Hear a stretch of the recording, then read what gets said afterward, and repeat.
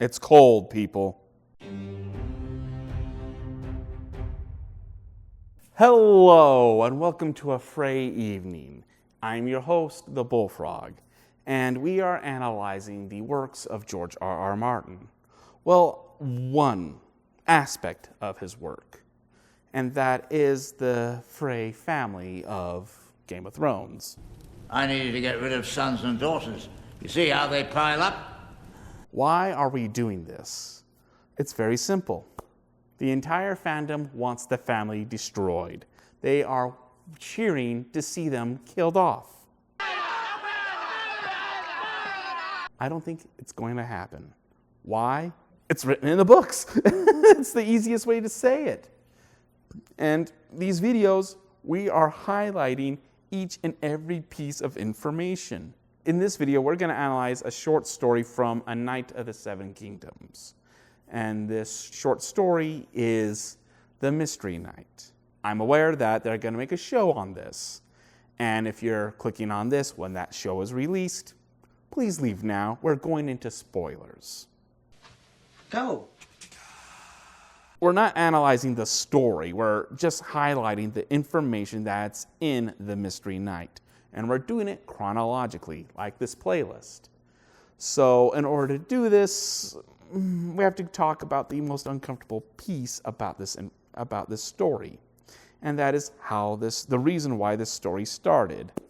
And that is because of what the Frey daughter was doing in the kitchen. And what the son of Lord Frey saw. Simpsons, can you explain it for me? Hubba hubba.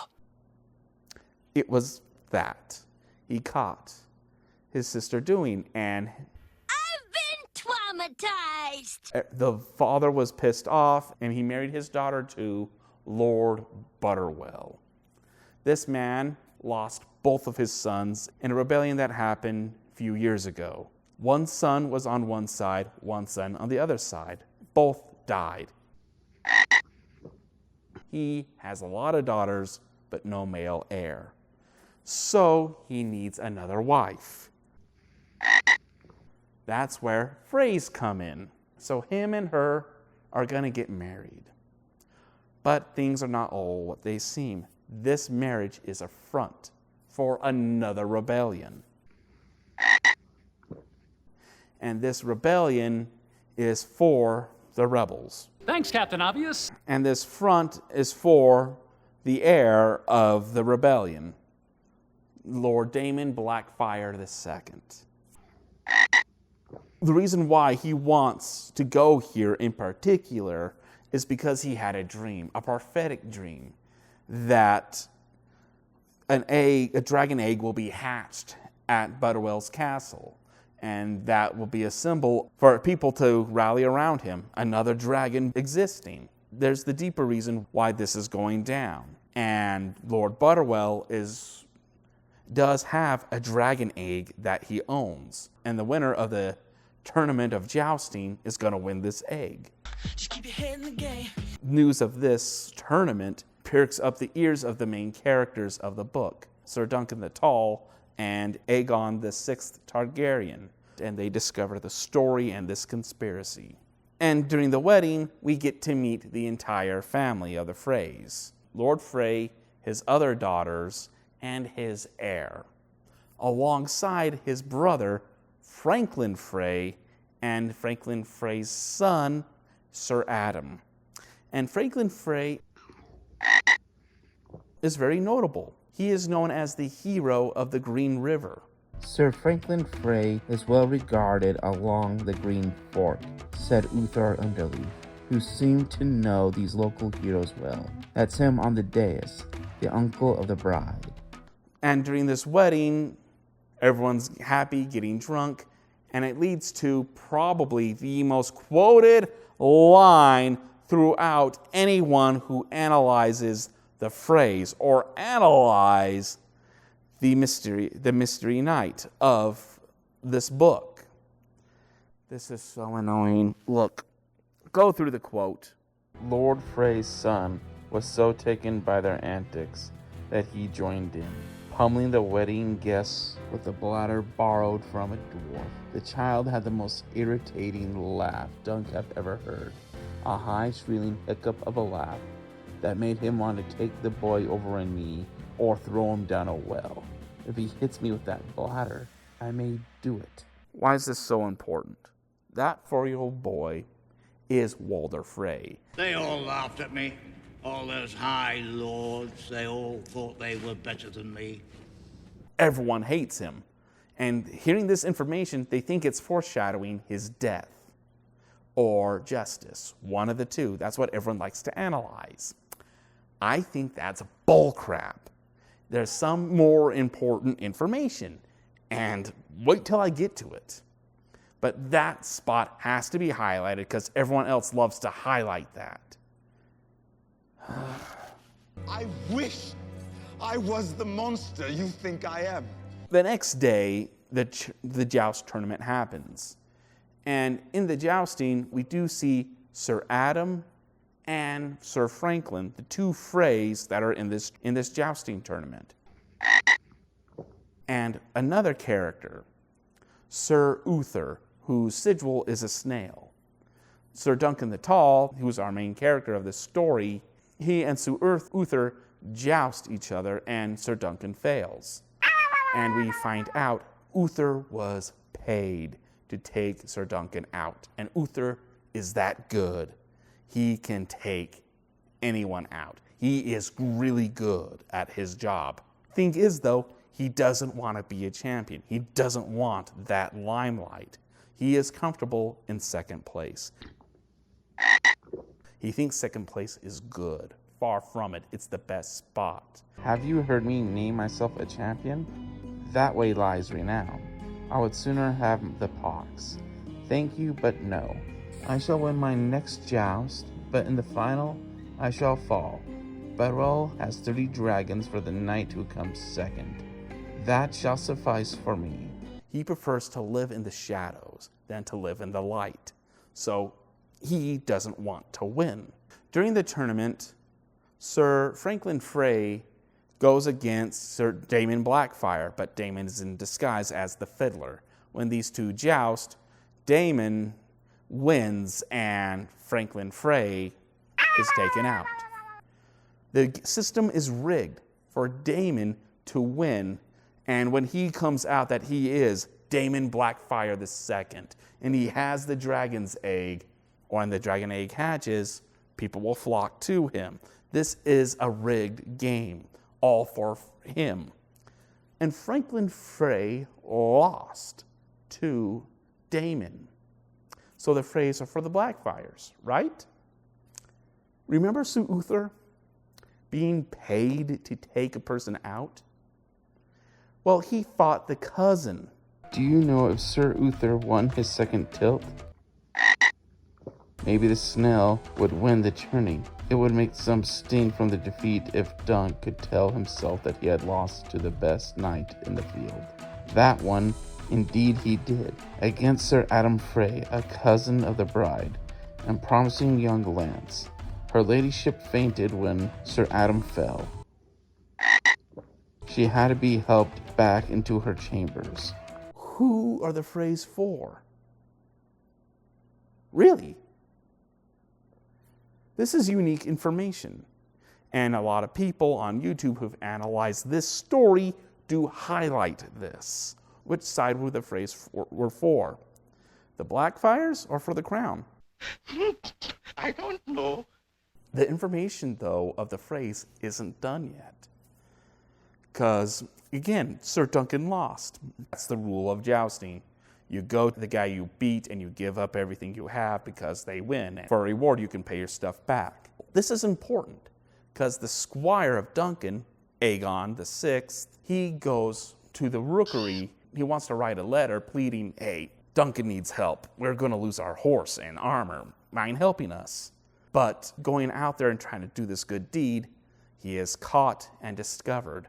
Lord Butterwell and Lord Frey find out. Lord Frey, he's out of it. No, he's going, peace, I'm done. My nephew and brother, they lost the tournament. My daughter's married to you. This is all that I needed. I got what I want from out of this deal. I'm done. Peace out. This is the information we have of the Freys.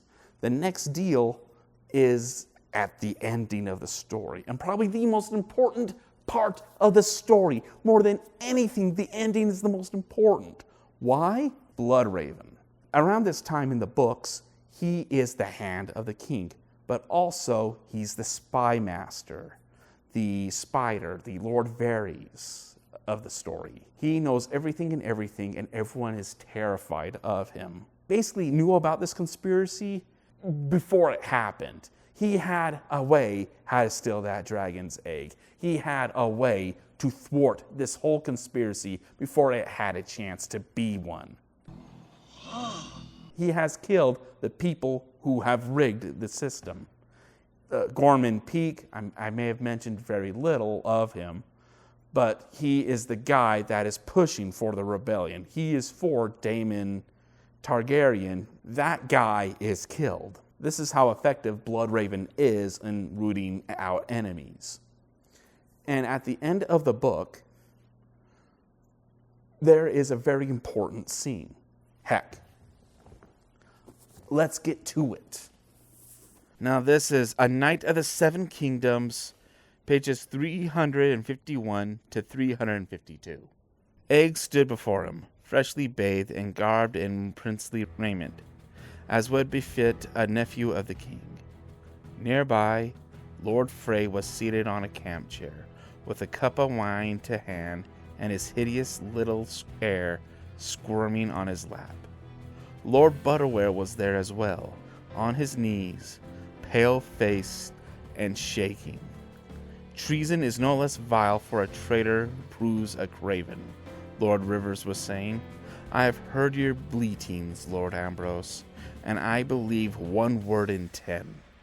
On that account, I will allow you to retain a 10th part of your fortune. You may keep your wife as well.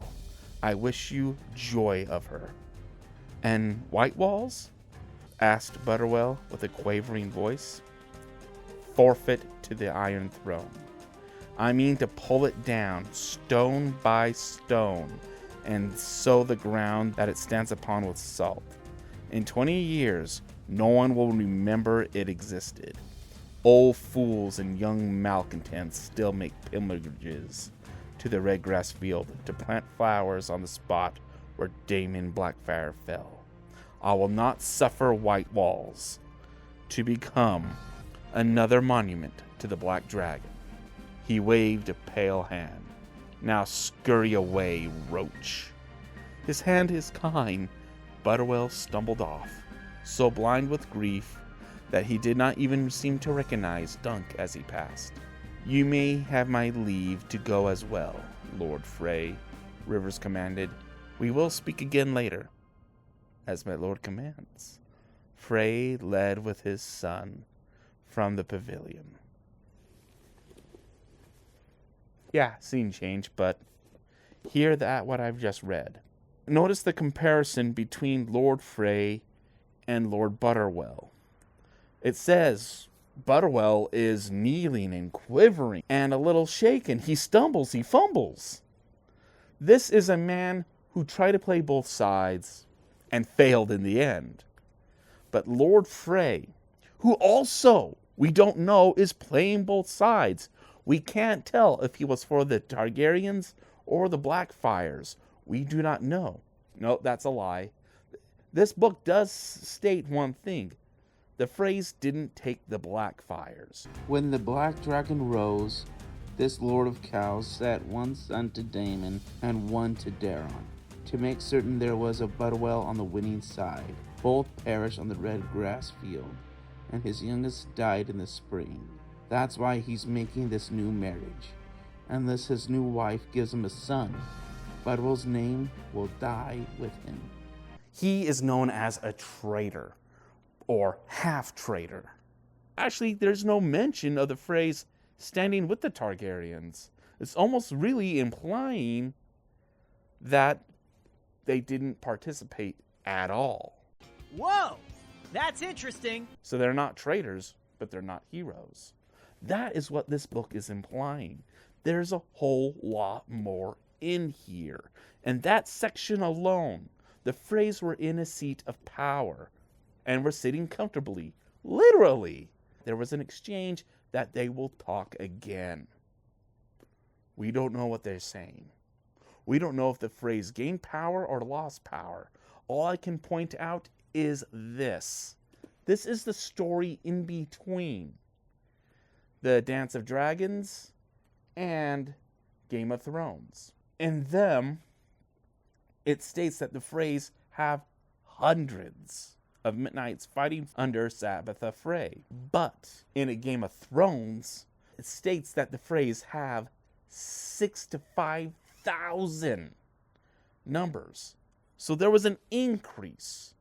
Was this suggesting that there was an increase of power? That's a thinker. I can tell you one thing.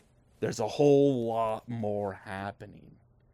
Heck, did anyone notice that the father and son are always together? The only time those two were apart and every scene they're in was during the wedding feast. But they were still in the same room. Yeah, the heir was running around hitting people with pig's bladders, but they were still together technically. That is the farthest he's ever been from his dad. That is the information that is really being said. He's rarely away from him. That's a thinker. But we don't know if they were really a part of the conspiracy. This is really interesting. And this says a whole lot. But no one in YouTube that I've been watching and trying to get information from has really highlighted on that part. They only highlight the Walder Frey hitting people. The story of the Freys is very interesting, and we are going to go through it. And our next video is not analyzing Game of Thrones. It is taking information the Game of Thrones has given us so we can actually lay out a timeline. I don't know if we're going to do it all in one video or it's too much information. It's going to be split. We're going to find out. But until that time comes, this is the Bullfrog signing out. Dang it, I forgot to fill this. I feel stupid.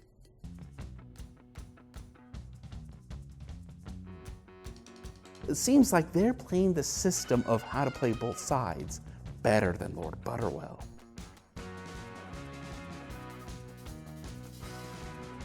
This is how much information we have.